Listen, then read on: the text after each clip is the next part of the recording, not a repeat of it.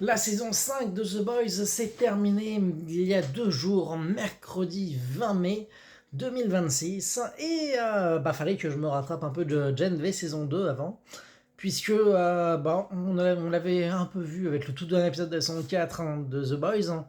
Il y avait finalement des connexions en dehors du spin-off qui devait se justifier déjà sa propre existence.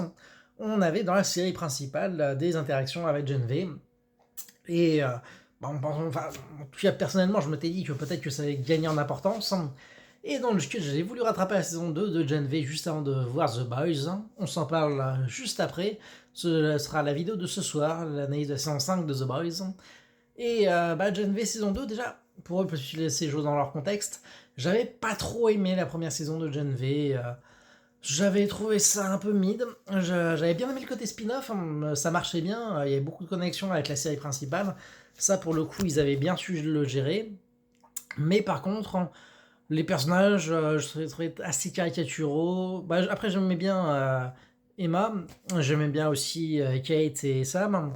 Et André, incarné par le regretté Chance Pedromo. Mais en dehors de ça, je trouvais que Marie était pas si intéressante. Je détestais le personnage de Jordan Lee. Et puis, bref, non, globalement, le côté trash était un peu trop poussé. Et on savait pas trop dans quel camp ils étaient, en mode s'ils faisaient de la dénonciation ou s'ils étaient pro-wokistes. C'était un peu en mode les deux camps vont détester un peu. Et l'histoire était pas folle. Mais du coup, la saison 2, c'est mieux, je trouve.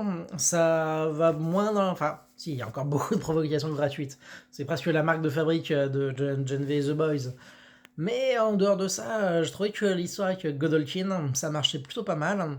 Et c'est le doyen Cypher. J'ai trouvé que cette saison 2 était largement meilleure. Il y avait beaucoup moins de soirées avec drogue et tout ça. Ça m'a saoulé un peu le côté jeunesse dépravée. Mais il y a un peu moins ça dans la saison 2, je trouve. Et globalement, l'histoire est meilleure, avec encore plus de parallèles et d'interactions avec la série mère.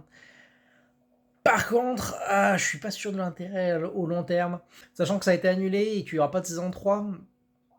Ouais. Peut-être pétard mouillé au final, avec le recul. Mais bon, si vous avez beaucoup aimé The Boys, ça reste un peu dans le même esprit. Et une fois passé la saison un peu difficile, la saison 2 passe mieux. Mais, enfin, j'allais dire, c'est ultra important pour comprendre machin. En fait, je suis vraiment pas sûr que ce soit important du tout au final. Mais bon, voilà.